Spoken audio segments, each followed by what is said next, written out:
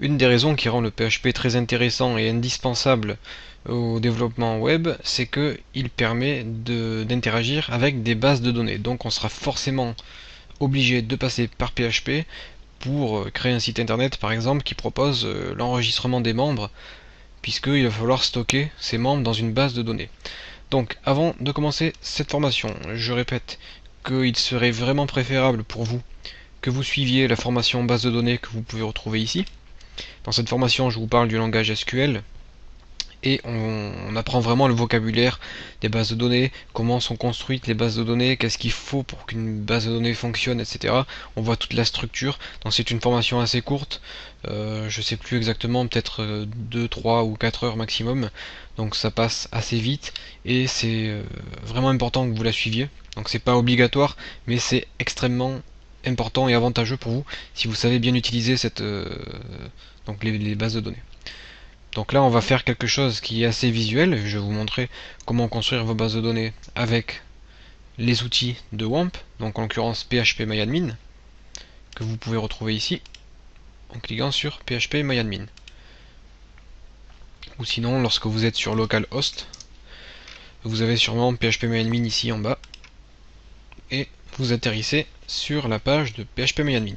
Donc phpMyAdmin c'est un outil de gestion de base de données très connu, très utilisé en entreprise, et si vous recherchez un travail dans le métier du développement web, on vous demandera de connaître phpMyAdmin dans la plupart du temps.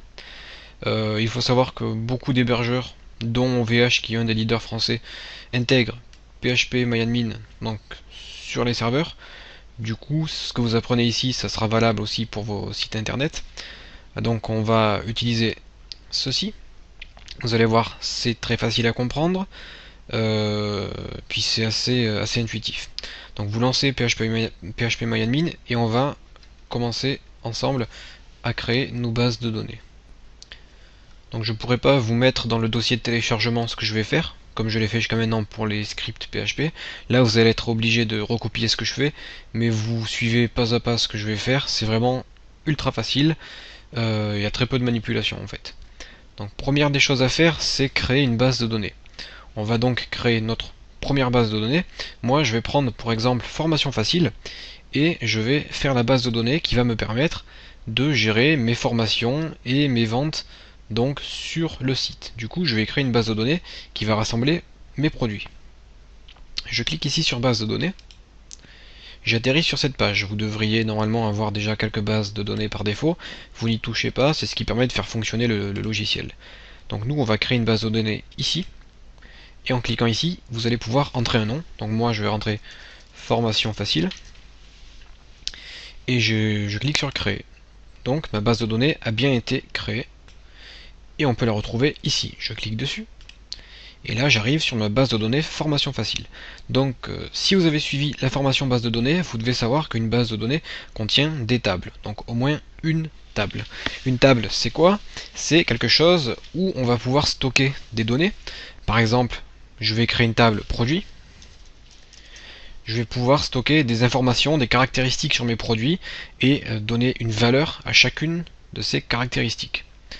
Donc un produit c'est quoi? Un produit ça a un nom, formation, par exemple formation PHP, ça a un prix, par exemple 10 euros, ça a une description. Du coup on aura 3 éléments à renseigner.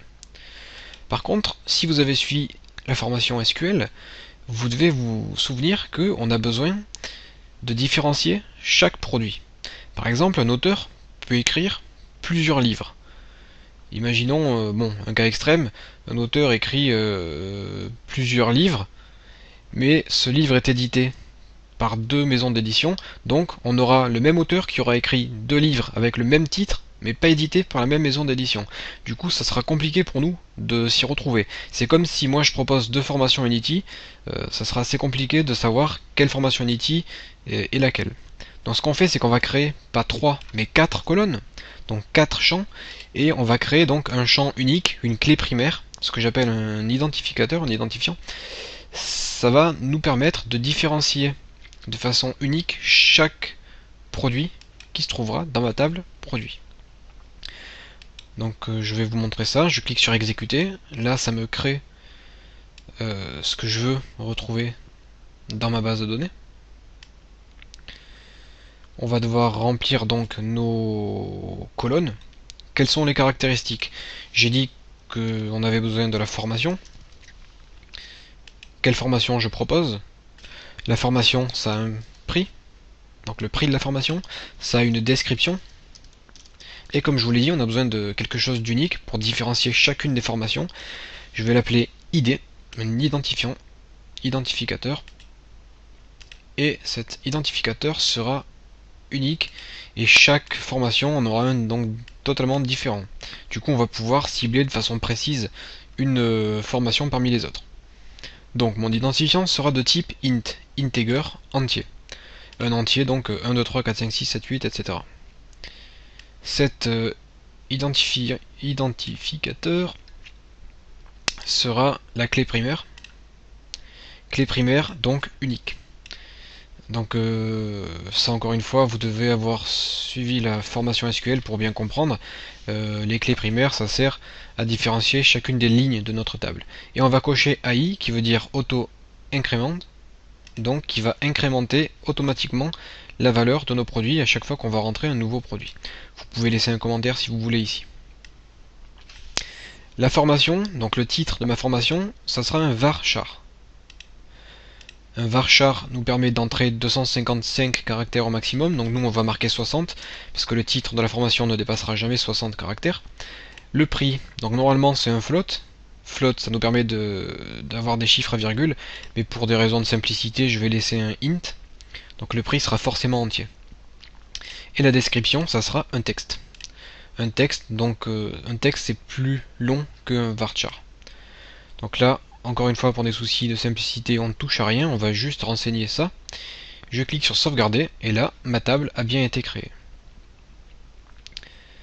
Vous pouvez créer autant de tables que vous voulez. Par exemple, vous pouvez créer une table client, avec le nom du client, l'email, etc.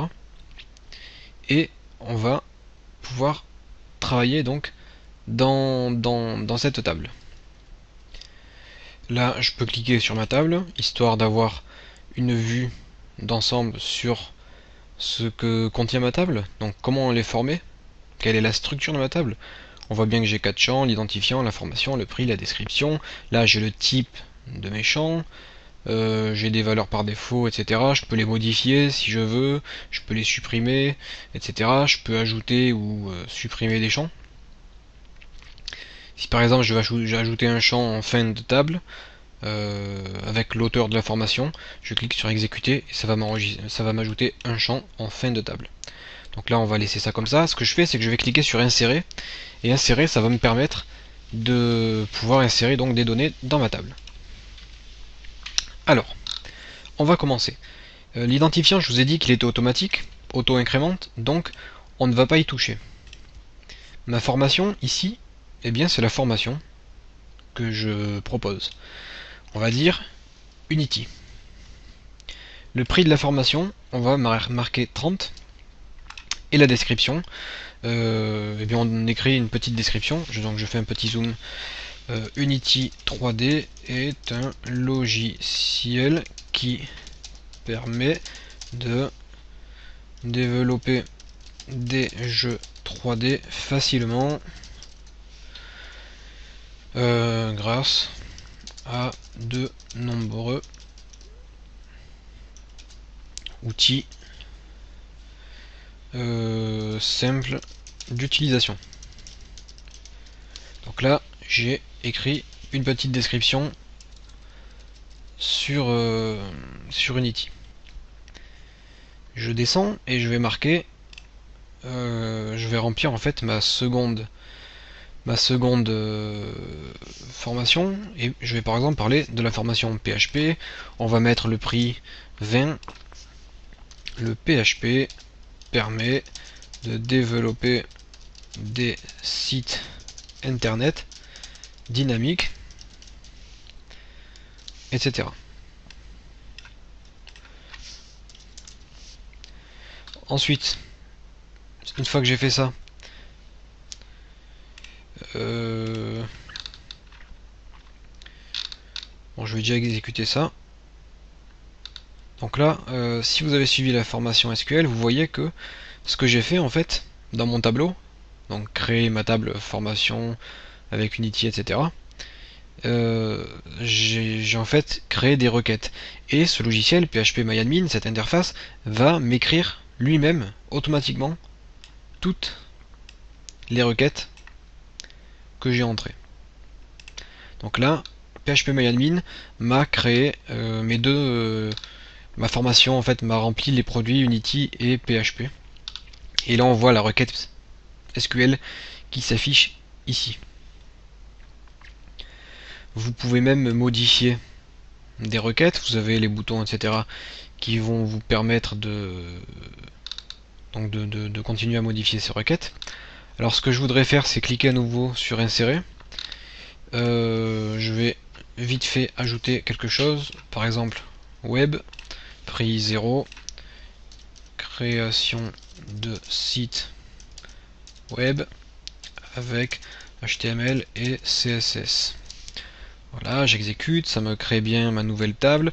Insert into formation facile, point produit, etc. Donc ça c'est la requête SQL qui s'est exécutée automatiquement. Maintenant je vais venir cliquer ici sur produit, là, et j'atterris sur ma table produit, donc dans ma table produit, et je vois que des enregistrements ont été faits. Donc j'ai bien les idées qui ont augmenté de 1 à chaque fois, 1, 2, 3, j'ai mes formations Unity, PHP Web qui sont là, j'ai le prix de la formation, ainsi que la description. Donc là mes champs ont bien été rentrés dans ma table. Si vous voulez, vous pouvez modifier, éditer, copier, effacer donc chaque enregistrement. Si vous voulez plus proposer la formation web, vous pouvez l'effacer. Si vous voulez ajouter une nouvelle formation, vous pouvez ajouter en cliquant sur insérer. Je vais finalement peut-être pouvoir vous donner ma table. Donc j'ai bien créé l'export de ma table. Donc je vais pouvoir par exemple vous donner un fichier PDF qui va contenir toutes les informations sur la table que je viens de créer. Donc ça je pourrais vous le mettre dans le dossier pour que vous puissiez écrire exactement les mêmes choses que moi. Donc exporter vous permet d'exporter des tables dans plusieurs formats. Importer va vous permettre d'importer des tables si vous avez écrit par exemple des tables sous Excel ou en SQL, etc. Le logiciel peut même lire les points zip, donc les fichiers compressés, ça peut les décompresser et les réutiliser directement dans la base de données. Vous pouvez directement écrire en SQL. Si vous avez suivi la formation SQL, vous pourrez faire vos requêtes manuellement. Donc encore une fois, vous avez la structure ici de la table que vous pouvez modifier, etc. Et on peut afficher notre table avec tous les détails de la table. Donc maintenant qu'on a fait ça, on va pouvoir travailler sur cette table et on va pouvoir ajouter, supprimer ou faire de nouveaux enregistrements dans notre base de données avec le PHP. Très rapidement, je vais créer une nouvelle table que je vais appeler membres. Nom et mail. Varchar 30, Varchar 50. Ok. Et on va dire que l'adresse email est unique. Donc j'enregistre. Et là j'ai bien ma table membre qui a été créée. Avec le nom, l'email, etc. Donc là j'ai créé ça très rapidement pour que l'on puisse travailler dessus peut-être plus tard si on veut s'amuser à créer une petite zone d'inscription pour les membres. Donc bien sûr une table membre n'est pas aussi simple que ça, mais là ça sera vraiment pour un souci de clarté dans ma formation. Donc là on va s'arrêter là pour le moment. Créez bien vos tables et puis dans les prochains cours on va voir comment enregistrer et lire des données à partir donc de notre table de données grâce au PHP.